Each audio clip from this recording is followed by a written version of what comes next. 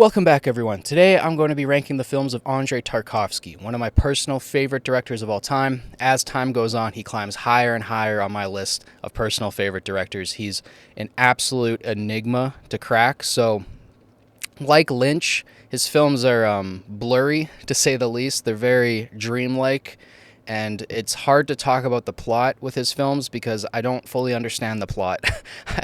None of his films I can say that I fully understand, and that's a big reason why I like him so much. So bear with me when talking about these films and trying to sell them. I know not everybody's going to go and watch every single Tarkovsky film, but I think you should because he's one of the most unique, creative, artistic voices I've ever seen in the history of the world, like across all art forms. So I'm excited to talk about his films today. There's only 7, so let's get into the list.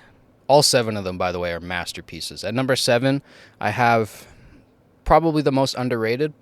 It's called The Sacrifice, and it follows this character named Alexander, who's a journalist, philosopher, and retired actor as he celebrates his birthday with friends and family when it is announced that a nuclear war has begun. So if that doesn't sell you on the film, I don't know what will. That's a pretty interesting plot. That's what sold me on it.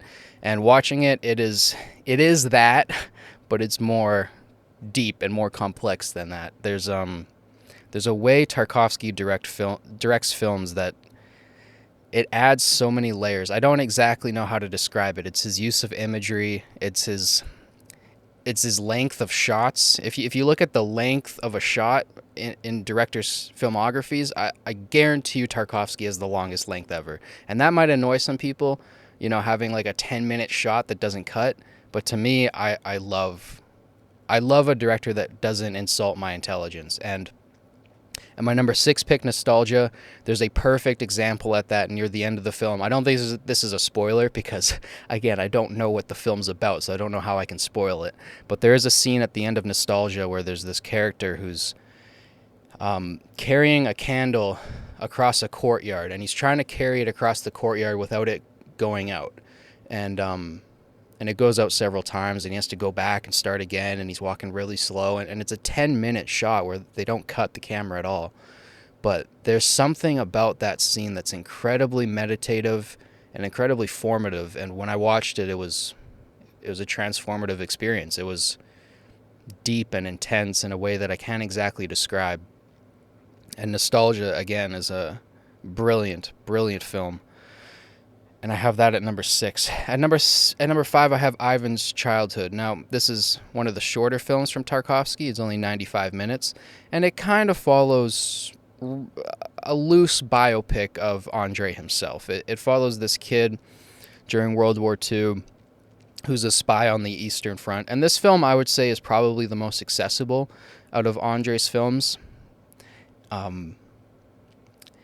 It's deep too. It's scarring at times. I don't think it's as scarring as like Come and See. Come and See is a film that crushed me when I first saw it, and even on rewatch, it's still emotional. It just tears you up emotionally. And Ivan's Childhood is in the same vein as that, but with some more, I don't know how to describe it, like artsy shots, I guess.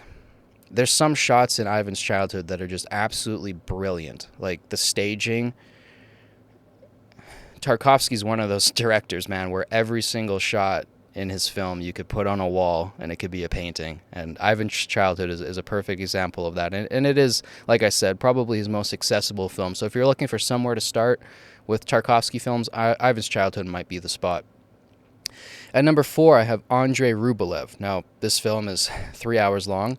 But I love it. It follows the life of Andrei Rublev, who, for those of you who don't know, was a Russian painter in I think the 13th or 12th century, and it kind of just follows his entire life. But it does it with that Tarkovsky twist on it, where there's a lot of meditative scenes that don't exactly. I don't want to say they don't make sense because they do make sense, but they just take a while to figure out. And Andrei Rublev, to me, is one of the greatest, if not the greatest, biopic of all time. I put it up there with like Lawrence of Arabia, Oppenheimer, and probably Andrei Rublev, I would say, are like the 3 best biopics ever because they do follow the life of the person that the film's about, but they do it with an artistic style, and mostly in Andrei Rublev.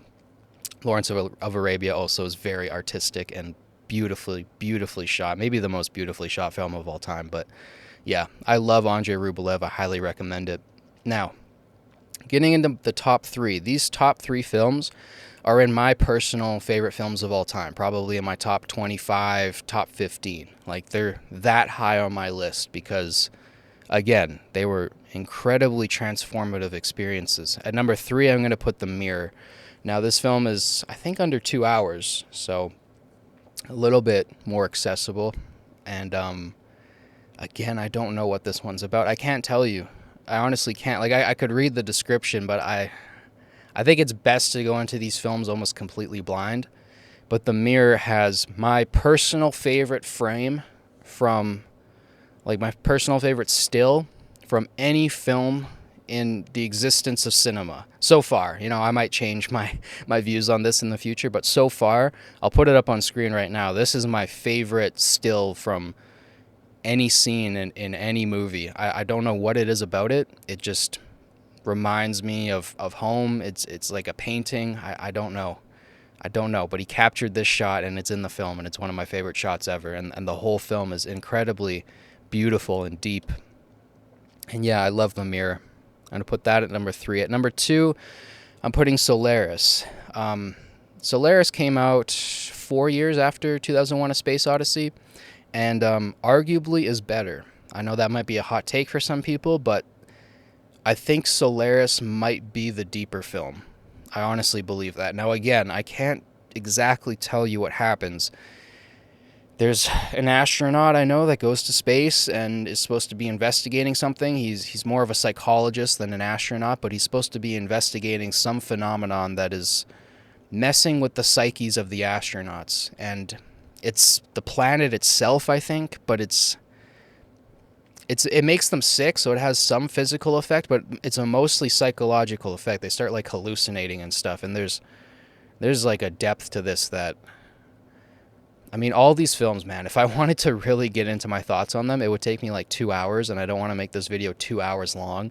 So I'm going to stop there. But if you're interested in sci-fi, especially sci-fi that pushes the boundaries and gets you out of your comfort zone and gets you thinking, Solaris is up there. Like, it is, to me, a top 5, top 3, maybe the best sci-fi film ever made. It's that good. And there is a remake with George Clooney. I would skip that. I have seen it. It's not a horrible film, but it's nowhere close to the original, in my opinion. So I'm going to put Solaris at number 2.